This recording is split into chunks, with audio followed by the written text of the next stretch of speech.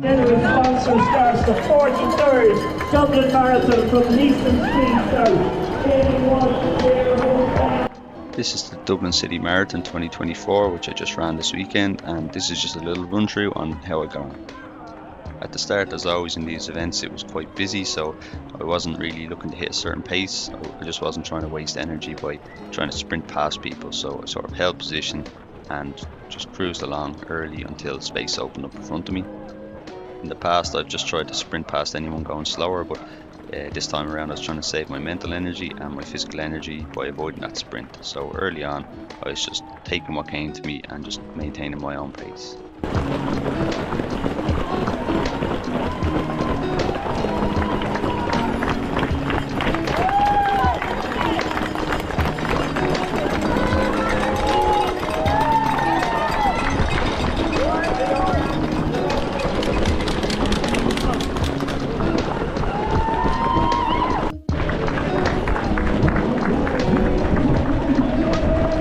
So at this point in the video, I'm about 3 kilometers in, and at this point I'm sort of in my rhythm now. You can see it's a bit more spaced out, so I was trying to average about 3:55 per kilometer. I had my watch set up to record 5 kilometer intervals rather than every kilometer, so I wasn't focused kilometer by kilometer, knowing that there's going to be inclines and declines. So basically I was just checking that my average was in and around 3:55, and at this point I was just nice and in a rhythm.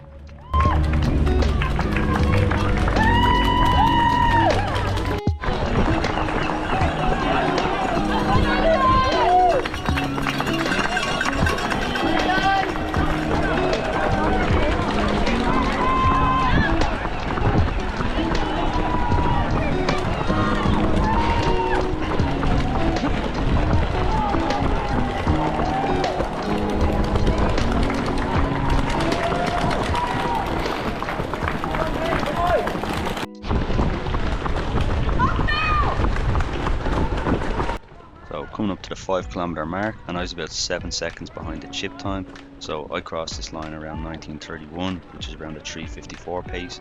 So I was just under my target pace, which is good. It means I was keeping a good steady pace and not kind of going too fast early on, which means I was saving energy for later in the race. So this is the beginning of a good few kilometers that are run in through the park, so it's kind of a nearly 5 kilometer stretch that you're running here. And it's also the point in the run where I was having my first spectators that were coming to watch me, that you'll see on the left here jumping around. So this is a nice little part of the run. It's nice and scenic. You might see some deer and stuff in the park. So overall, pretty good part of the run.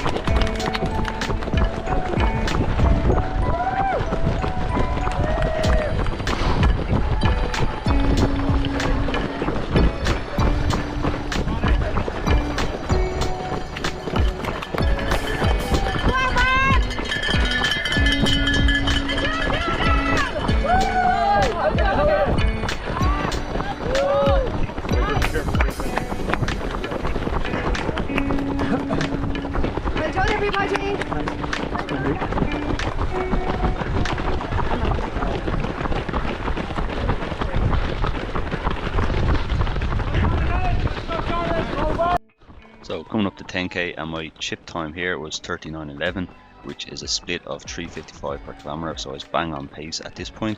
The reason that it kind of had slowed down from the 5 kilometer point is the are going up a bit of an incline through the park, so overall I was happy to keep my average time at this point. It's not too much of an incline in the park, but just a little one kind of continuously, and then as you come past the 10k point, you're along a flat, and then we'll be going downhill and back into the park, coming up to the 15 kilometer point.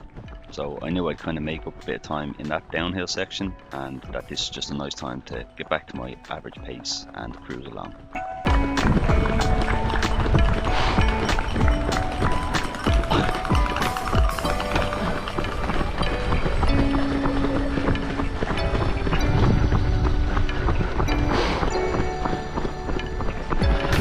Katy!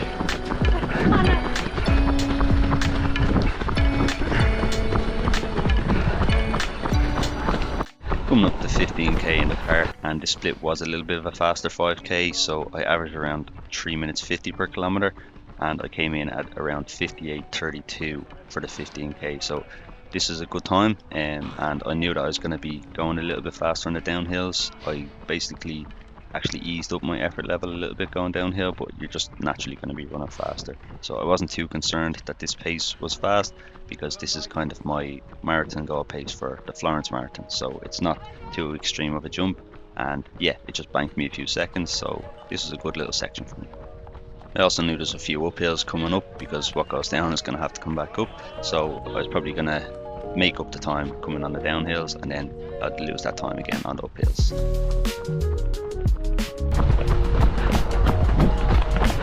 Well done, guys.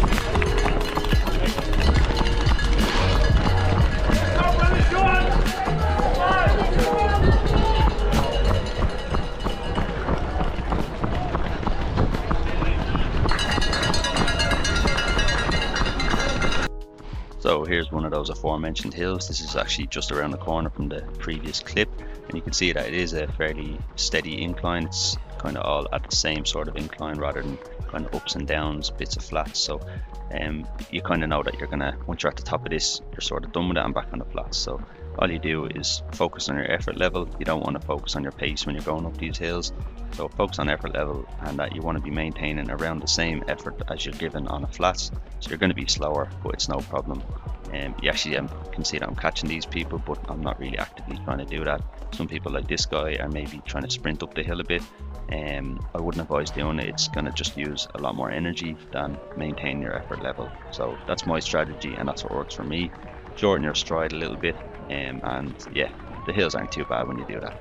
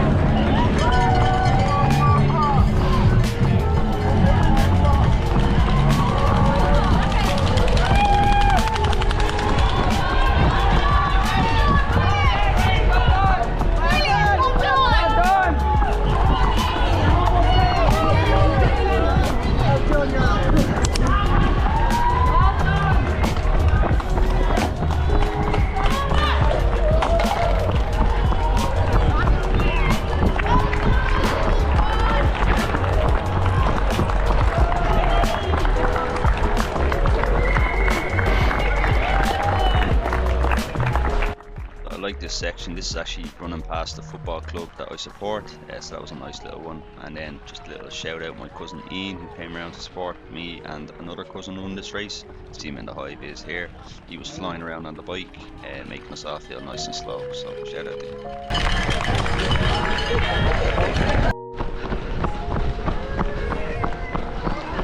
Across the 20k point in 1:18:06, so this was a bit of a faster split. I was averaging 3:53 per kilometer at this point, and this 10k split was 38:55, which is about 16 seconds quicker than my first 10k. But I'm still feeling good at this point, so there's no worries. I wasn't going too fast or anything, and I'm still in control. I'm feeling quite good.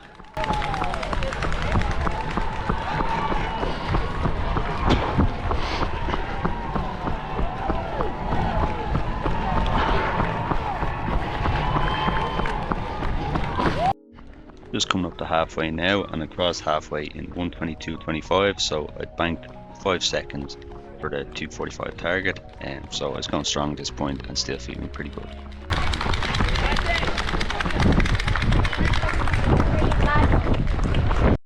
But then coming up to the 25k point, and across this in around 1:37:43, and again back to my 3:55 per kilometer splits per 5k, so still feeling good at this point.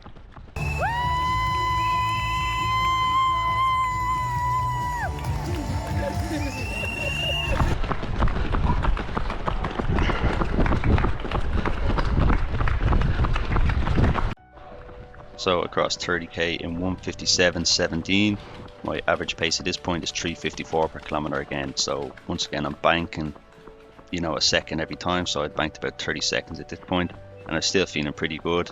But I'd had a lot of water at this point, and from here on it got pretty tough. I began to get a stitch, which only got worse. I took one last bit of water, and that sort of sent me over the edge. So as you'll see, coming up to 35, I was a little bit slower this time. I'd basically just had to slow down with the stitch, and from here on in, it was just a battle. So that 35 kilometer stretch was a 4:07 average. For the next 5 kilometers, coming up to 40k, it was a 4:27 average. There was a big hill in this point, but even then, the downhill, and I just couldn't go any faster. I was basically going as fast as I could without the stitch making me have to stop altogether. So from here on in, it was just a battle, but I was telling myself, if I don't stop, I'll just go to the end as fast as I can. I was still on for a new PB, so I was happy to just go for that. So I just saw I crossed the 40k mark as well, and that was at 2:39:46. So I had 2.2 kilometers to go, and I had 12 minutes to do it for a new PB. So this is the final home stretch, and I'll just let you watch how it unfolded.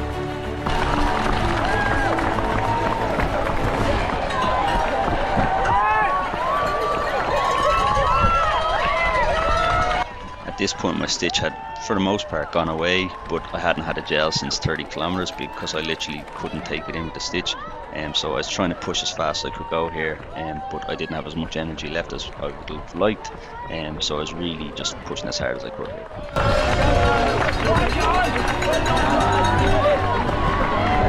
Another quick shout out, you'll see on the left some people kind of jumping here, my girlfriend and my mum, so another shout out to them for coming along and supporting. They saw me a few times through the day, and it definitely helped.